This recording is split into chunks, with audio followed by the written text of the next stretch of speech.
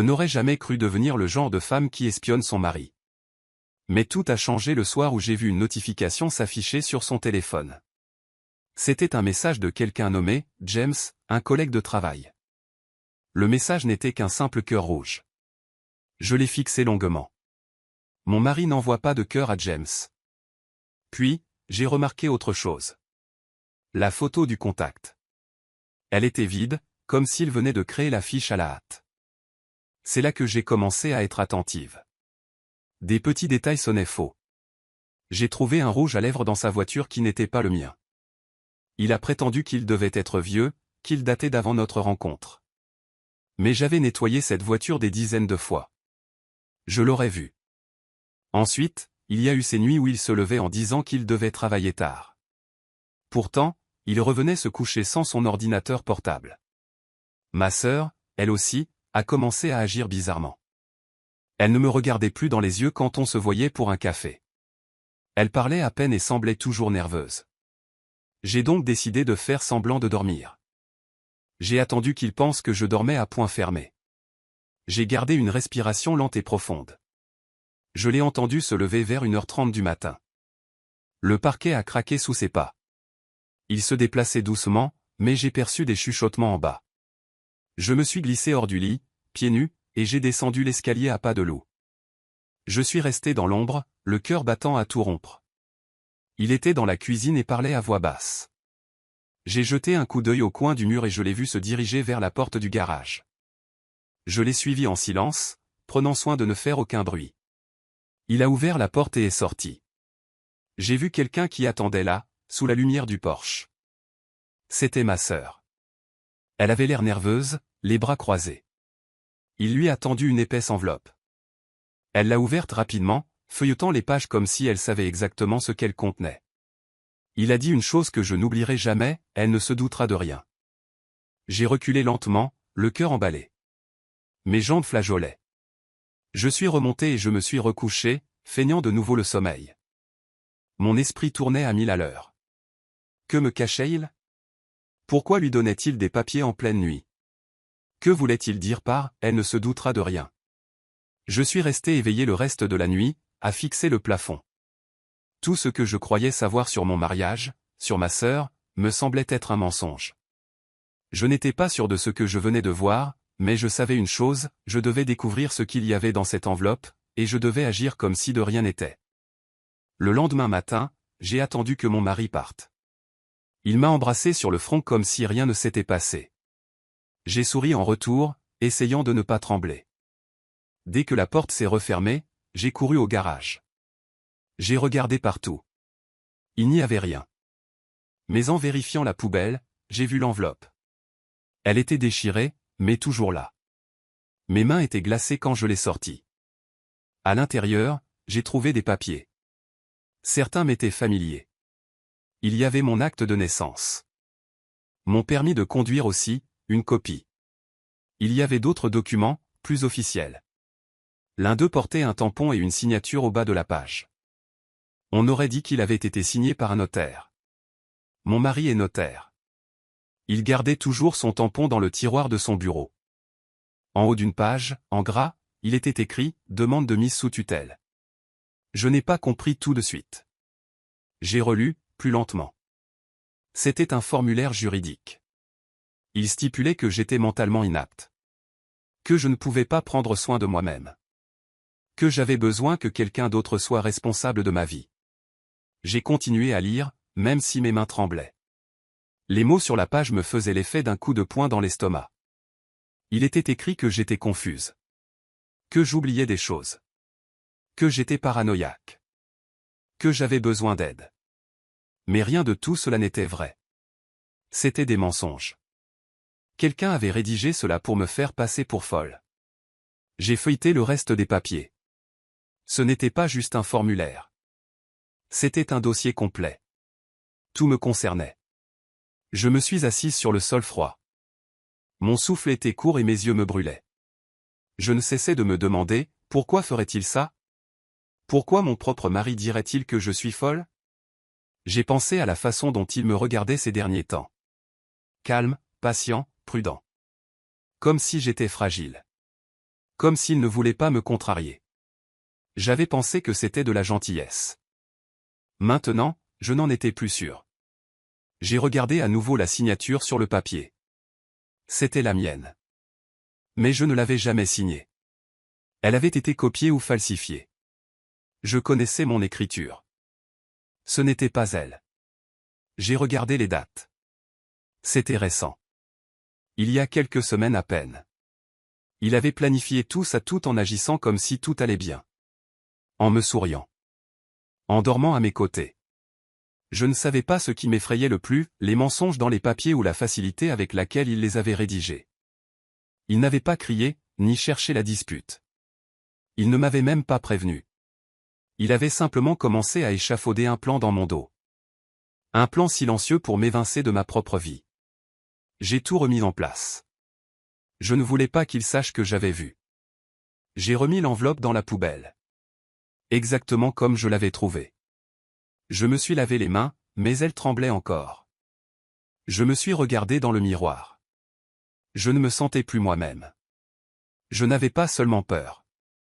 J'étais en colère. Et je savais que ce n'était que le début. Je ne savais plus comment regarder ma sœur. Je repensais sans cesse à cette nuit où je l'avais vue dehors avec mon mari. Je ne pouvais pas oublier la façon dont il lui avait donné cette enveloppe. Leur chuchotement. Je ne pouvais m'empêcher de penser au papier que j'avais trouvé. Rien de tout cela n'avait de sens. Et j'avais besoin de réponses. Mais je ne pouvais pas lui demander directement. Je devais être prudente. Alors je l'ai invitée. J'ai préparé du café comme si de rien n'était.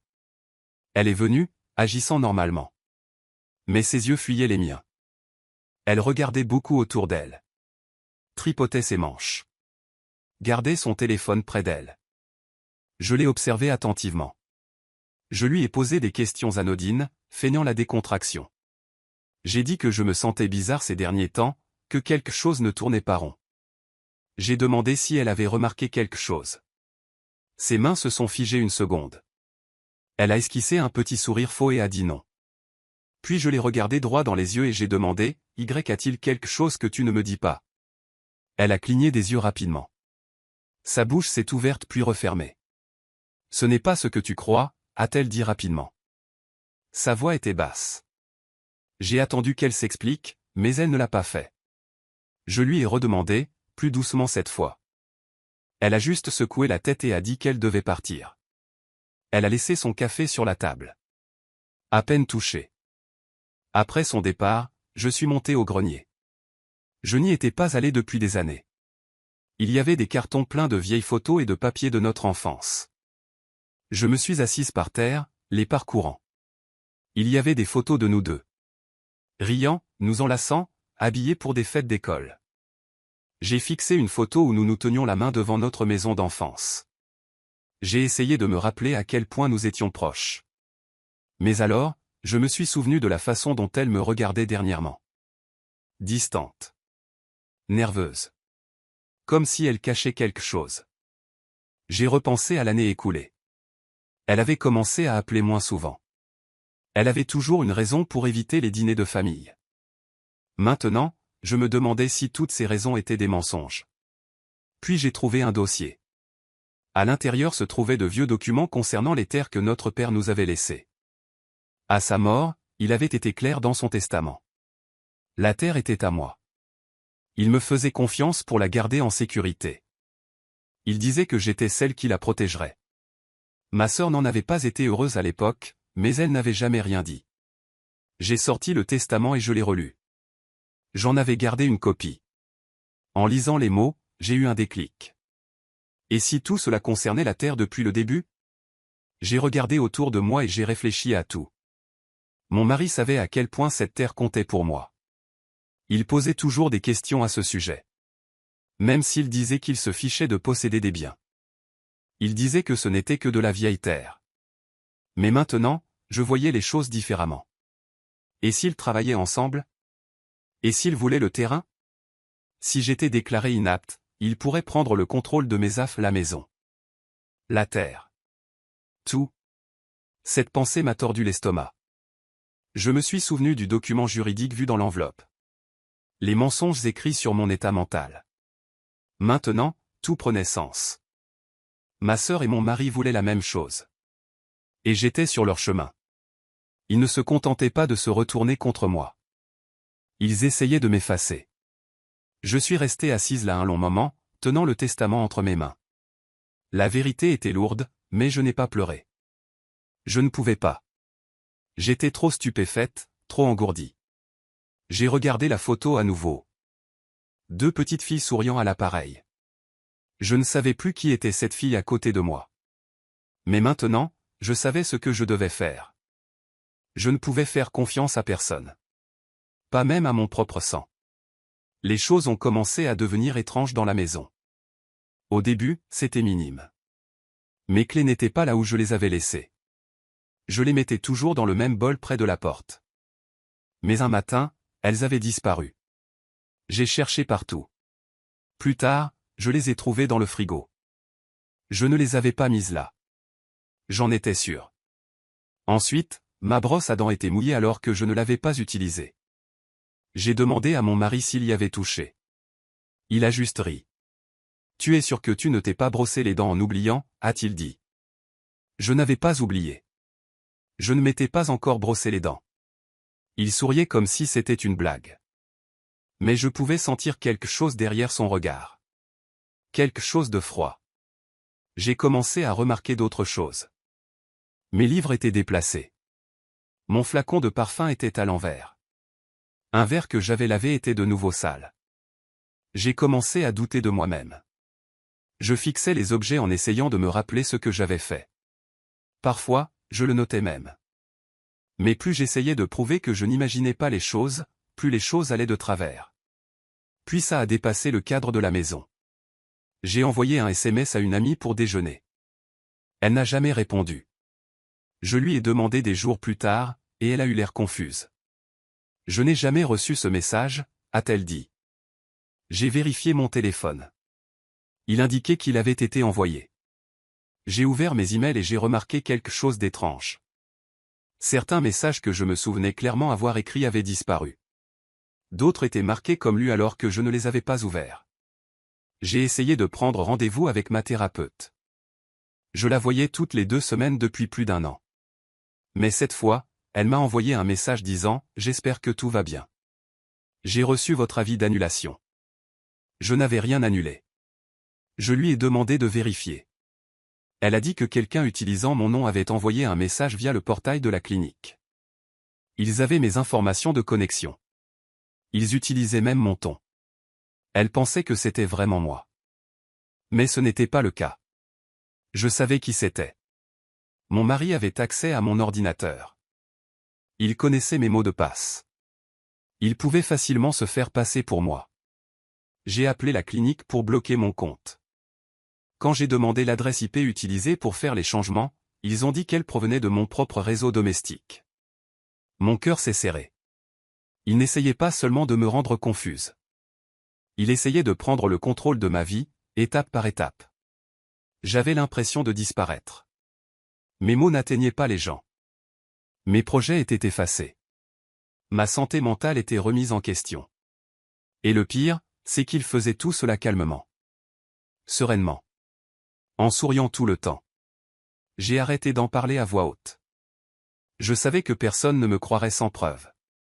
J'ai commencé à tout noter dans un carnet que je cachais au fond du garde-manger. Je ne faisais plus confiance ni à mon téléphone ni à mon ordinateur. Je ne faisais même plus confiance au mur de ma propre maison. Quelque chose m'arrivait. Ou plus clairement, quelque chose m'était fait. Pas par un étranger, mais par la personne qui avait promis de me protéger. Et je n'allais pas laisser cela continuer. Je ne réagissais plus. Pas de questions, pas de confusion, pas de surprise. Quand il riait de ma mauvaise mémoire, je souriais. Quand ma brosse à dents semblait utilisée, je ne disais rien. Quand mes textos disparaissaient ou que des objets bougeaient sans raison, je faisais comme si je n'avais rien remarqué. Je gardais un visage calme et une voix légère. À l'intérieur, je surveillais tout. J'ai commencé à tenir des comptes de manière discrète. En utilisant des marques simples et de courtes notes écrites dans un code privé que je suis la seule à comprendre. Je les cachais soigneusement dans de vieux livres qu'ils ne touchaient jamais. Des titres ennuyeux sur le jardinage et le tricot. Des endroits sûrs. Mais j'avais besoin de plus que des notes. Alors j'ai acheté une petite caméra déguisée en chargeur. Je l'ai placée dans la cuisine, près du couloir où il passait toujours ses appels tard le soir. Il attendait que je sois au lit pour parler au téléphone, mais j'étais toujours éveillé. J'ai mémorisé le bruit de ses pas et le temps qu'il restait en bas. Après quelques nuits, j'ai retiré la carte mémoire et visionné les images. Mes mains étaient froides. Ma respiration lente. J'ai chargé le tout sur un vieil ordinateur portable caché au fond du placard. Il ignorait son existence. Sur une vidéo, il était assis à la table, le téléphone collé à l'oreille. Sa voix était basse mais claire. Donne-lui encore 2 semaines. Elle va craquer d'ici là. Sa sœur va s'occuper de la paperasse. Il avait l'air si sûr de lui. Si calme. Mon cœur battait la chamade. J'ai repassé la scène, m'assurant d'avoir bien entendu. C'était là, le plan énoncé à voix haute. Il n'essayait pas de m'aider. Il se préparait à m'éliminer, définitivement. Cette phrase m'a tout dit. Il était certain que je m'effondrerais. Il comptait là-dessus. J'étais censé m'écrouler. Et alors, il signerait le document. Légal. Propre. Définitif. Mais maintenant, j'avais quelque chose qu'il n'attendait pas. Des preuves. J'ai sauvegardé l'extrait et fait des copies. Puis j'ai agi vite. Une clé USB derrière le meuble de la salle de bain. Une autre dans une botte d'hiver. Une sous une latte de plancher décollée. Je devais protéger la vérité. Quand il me regardait à travers la pièce, je souriais. Quand il me demandait comment je me sentais, je répondais doucement. Je l'ai laissé croire que son plan fonctionnait. Je n'ai pas montré de peur. Je n'ai fait aucun faux pas. Je gardais tout à l'intérieur. Je savais qu'il voulait que je disparaisse. Ma sœur l'avait rejoint, peut-être depuis le début. Ils avaient planifié chaque étape comme un jeu minutieux. Mais je ne devinais plus. Je comprenais. Ils pensaient que j'étais seul. Ils pensaient que je ne me battrais pas. Mais j'avais déjà 3 coups d'avance. J'ai commencé à penser davantage aux terres de mon père. Il m'avait toujours dit qu'elles seraient à moi un jour. Il l'avait clairement stipulé dans son testament. Je me souvenais de sa fierté quand il m'avait montré la limite de propriété. C'était une terre calme, paisible, avec de vieux arbres et un air pur. Après sa mort, je n'y allais pas beaucoup. Je pensais que tout était en ordre. Mais maintenant, avec tout ce qui se passait, je devais vérifier. J'ai fouillé dans mes vieux papiers. J'ai trouvé une copie du testament. Il disait clairement que la terre m'appartenait. Sans condition. Aucune mention de quelqu'un d'autre. Mais quelque chose clochait. Ma sœur était distante depuis la mort de notre père. Elle ne parlait jamais de la terre, alors qu'elle l'aimait aussi autrefois. Ce silence a piqué ma curiosité. Je suis allé au bureau du cadastre et j'ai demandé à voir toute activité récente sur la propriété. L'employé a imprimé un dossier et me l'a tendu. En le lisant, mes mains se sont mises à trembler. Il y avait une requête datant d'il y a 3 mois. Ma sœur avait déposé un recours contre le testament. Puis, à peine 2 semaines plus tard, une lettre signée est apparue disant qu'elle abandonnait sa réclamation. La signature sur cette lettre était la mienne. Mais je ne l'avais jamais signée. J'ai regardé de près. L'écriture était similaire, mais ce n'était pas la mienne. C'était une copie de ma signature, pas la vraie. Elle l'avait imitée. Elle n'avait pas juste déposé une plainte. Elle a prétendu que j'y renonçais. J'ai demandé une copie et je l'ai emportée chez moi. Ce soir-là, je me suis assise à la table et j'ai fixé le papier. Puis je me suis souvenu de quelque chose de pire. Mon mari était notaire. Son tampon était sur ce document. Son nom était inscrit comme témoin. Tout s'est assemblé comme une vague glacée me frappant de plein fouet. Il l'avait aidé. Il avait utilisé son tampon et son travail pour rendre la chose officielle. Il l'avait rendue réelle. Il l'avait rendue légale. J'ai réalisé que ce n'était plus juste une histoire de confusion ou de jeu psychologique.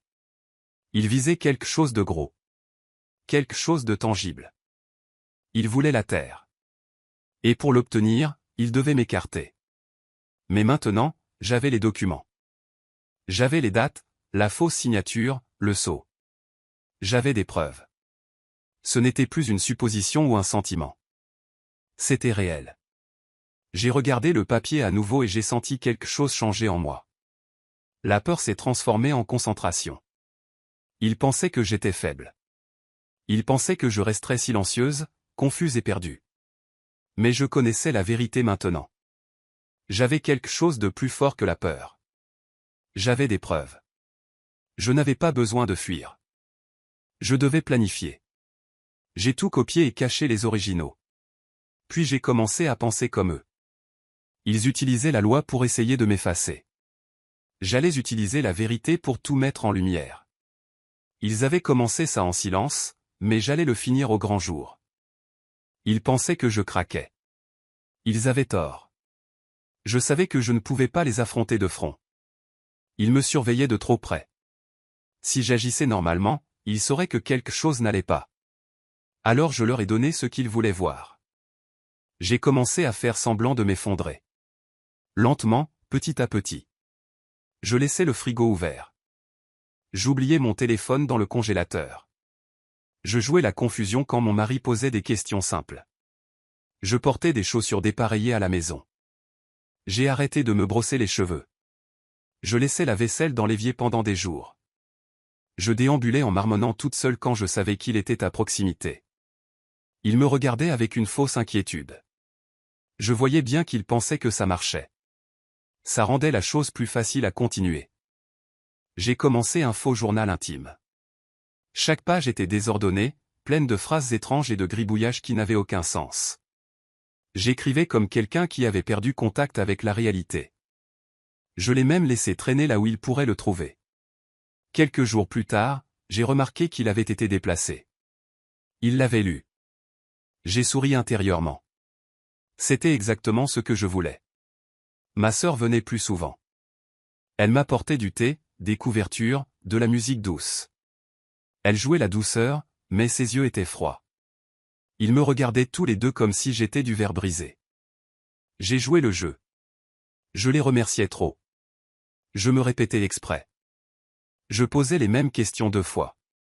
Ils tombaient dans le panneau. Puis un soir, mon mari m'a dit qu'un ami allait venir discuter. Un homme en costume est arrivé. Il a dit qu'il était psychologue, mais il ne posait pas de vraies questions. Il m'observait comme s'il savait déjà ce qu'il voulait écrire. Je riais à des moments inopportuns et fixais le plafond. Il hochait la tête et griffonnait dans son carnet. J'ai vu le regard qu'ils ont échangé quand il est parti. Ils pensaient que c'était presque fini. Mais ils avaient tort. Avant tout ça, j'avais déjà rencontré quelqu'un. Un vieil ami de mon père, aujourd'hui avocat. Il m'a cru. Je lui ai tout montré. Les papiers falsifiés, le tampon du notaire, les images secrètes. Il m'a aidé à contacter un autre expert, une examinatrice de documents forensiques. Elle a regardé la fausse signature et a confirmé qu'elle n'était pas la mienne. J'avais plus qu'une simple histoire. J'avais des faits. Pendant que je jouais la confusion à la maison, je me préparais en coulisses. J'ai acheté de petits dictaphones et je les ai placés dans la maison. Sous le canapé, derrière la télé, dans un pot de fleurs. J'ai collecté leurs mots, leurs plans et leurs mensonges.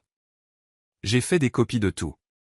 J'ai gardé un jeu caché dans la buanderie derrière un carreau descellé. Un autre est allé chez mon avocat. Un troisième, je l'ai posté à une amie de confiance sans adresse de retour. Chaque jour, je jouais un peu plus mal. Chaque nuit, je devenais plus forte. Ils ne remarquaient rien. Ils étaient trop concentrés sur ce qu'ils voulaient voir. Ils croyaient que leur plan fonctionnait. Cela m'a donné le temps de peaufiner le mien. Ils pensaient que j'étais faible. Que je n'avais plus de combativité. Ils n'avaient aucune idée que j'étais en train de construire le dénouement. C'était un matin calme. Le genre de matin trop immobile. Comme si quelque chose attendait d'arriver. Mon mari m'a fait du thé. Ma sœur est venue avec un petit sac. Ils m'ont fait asseoir doucement, comme si je risquais de me briser. Leurs mots étaient doux. On t'aime. On s'inquiète. C'est pour ton bien. J'ai hoché la tête. Je n'ai pas pleuré. Je n'ai pas demandé pourquoi. J'ai juste écouté et dit, d'accord. Ça les a surpris. Je l'ai vu sur leur visage. Ils s'attendaient à une bagarre, des cris, peut-être de la panique. Mais je leur ai donné la paix. Le calme. J'ai souri en préparant un petit sac qu'ils avaient déjà préparé pour moi. Brosse à dents. Pyjama. Un livre que je ne comptais pas lire. Je les ai même serrés tous les deux dans mes bras. Nous sommes montés dans la voiture. Le trajet était silencieux. Ma sœur conduisait. Mon mari était assis à côté de moi, vérifiant son téléphone. Je regardais par la fenêtre comme si je ne pensais à rien. Mais chaque seconde, mon esprit faisait le compte à rebours. Quand nous sommes arrivés à l'établissement, il semblait propre et froid. Une infirmière attendait à la porte avec un porte-bloc. Mon mari a marché devant, prêt à lui remettre les papiers. Ma sœur restait proche, me surveillant comme un faucon. Puis, juste avant qu'il ne puisse parler, une autre voiture s'est arrêtée. Mon avocat en est sorti, tenant un épais dossier. 2 policiers le suivaient. Ils ont marché droit vers nous. Mon mari s'est figé. En fait, a dit mon avocat d'une voix forte et claire. Ce n'est pas elle qui s'enregistre aujourd'hui. Tout le monde s'est arrêté. L'infirmière avait l'air confuse. Ma sœur a reculé. Le visage de mon mari est devenu blême. Mon avocat a ouvert le dossier et a tendu aux officiers une pile de documents. Voici les images de lui planifiant de l'affaire déclarée instable, a-t-il dit. Et voici la preuve que sa sœur a falsifié sa signature, notariée par lui. Tout est illégal. Les policiers n'ont pas beaucoup parlé. Ils ont juste pris les papiers, les ont parcourus, puis se sont tournés vers mon mari. Nous allons avoir besoin que vous veniez avec nous, a dit l'un d'eux. Maintenant. Mon mari a essayé de parler, mais aucun mot n'est sorti. Ma sœur a commencé à pleurer. On ne voulait pas, a-t-elle chuchoté. Mais c'était trop tard. Je suis resté immobile, tenant mon petit sac, les regardant tous les deux. Je n'ai pas crié. Je n'ai pas souri non plus. J'ai juste regardé le plan qu'ils avaient construit autour de moi s'effondrer devant eux. Les officiers ont pris le téléphone de mon mari, l'ont placé à l'arrière de leur voiture et sont partis. Ma sœur est restée là, tremblante.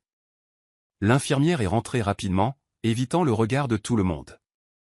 J'ai regardé mon avocat et j'ai hoché la tête. Il a posé une main douce sur mon épaule et a dit « Vous êtes en sécurité maintenant ». Les papiers qu'ils avaient préparés ne valaient rien. Les faux rapports, les appels secrets, les mensonges, tout était étalé au grand jour. J'avais joué le jeu juste assez longtemps pour les rendre confiants. Assez confiants pour commettre une erreur qu'ils ne pouvaient pas effacer. Ils pensaient que je passerais ces portes et ne reviendrais jamais. Mais au lieu de cela, ce sont eux qui ont tout perdu. Et j'étais enfin libre. La vérité n'est pas restée silencieuse longtemps. Après que la police a emmené mon mari, les choses sont allées vite. Les preuves étaient solides. Les documents étaient authentiques. Les enregistrements vidéo et audio parlaient plus fort que n'importe quel mot que j'aurais pu prononcer. Il n'y avait aucun moyen de nier ce qu'ils avaient fait. Il a été accusé de falsification, de fraude et de tentative de privation de mes droits en utilisant la loi. Le fait qu'il soit notaire a aggravé les choses. Il avait utilisé sa position pour tamponner de faux documents. Pour que tout ait l'air légal. Mais ce n'était pas légal. C'était un crime. Un crime grave. Ma sœur a essayé de dire qu'elle ne savait pas tout. Elle a agi comme si elle ne faisait que suivre ses directives. Mais ça n'avait pas d'importance. Sa signature était sur trop de papier. Ses visites étaient trop régulières. Elle en faisait partie. Et elle était infirmière. On fait confiance aux infirmières pour la santé et la sécurité des gens. Quand la vérité a éclaté, elle a perdu cette confiance. Sa licence lui a été retirée. Elle ne pouvait plus travailler dans les hôpitaux ni soigner qui que ce soit. L'histoire n'est pas restée cachée. Je m'en suis assuré. J'ai tout partagé avec les bonnes personnes. J'ai donné des copies des documents et des vidéos à une journaliste locale. Je me suis assise avec elle et j'ai raconté ma version. Je n'ai pas pleuré. Je n'ai pas crié. J'ai juste raconté l'histoire clairement, telle qu'elle s'était passée. Des chuchotements tardifs aux faux papiers. Des mensonges au piège que j'avais dû tendre. L'article est sorti 2 jours plus tard. Il s'est répandu rapidement. Les gens de la ville étaient choqués. Certains connaissaient mon mari. Ils pensaient qu'il était gentil et intelligent. Ils ne savaient pas ce qu'il avait planifié derrière des portes closes. D'autres avaient travaillé avec ma sœur. Ils lui faisaient confiance.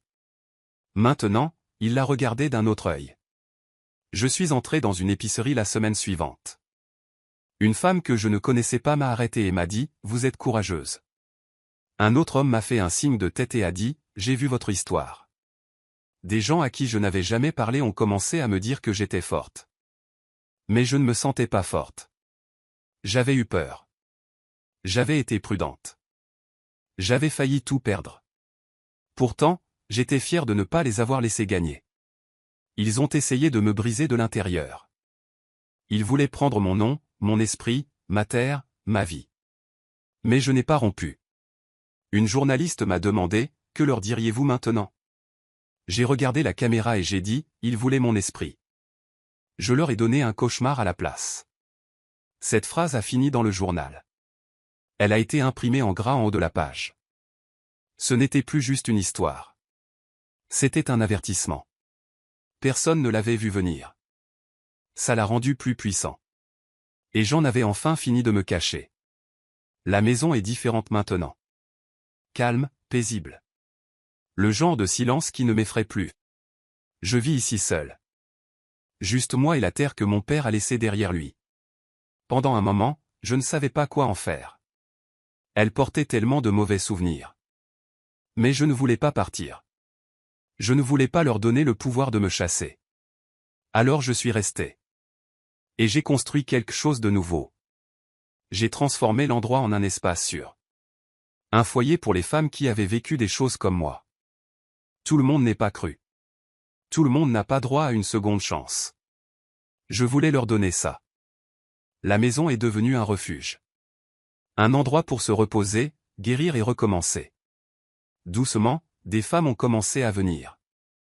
Certaines restaient quelques semaines, d'autres plus longtemps. Nous partagions des repas, plantions des fleurs et racontions des histoires tranquilles.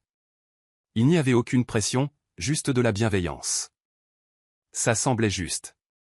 Comme si cette terre était enfin utilisée pour le bien. Mon père aurait aimé ça. Je passais mes journées au jardin.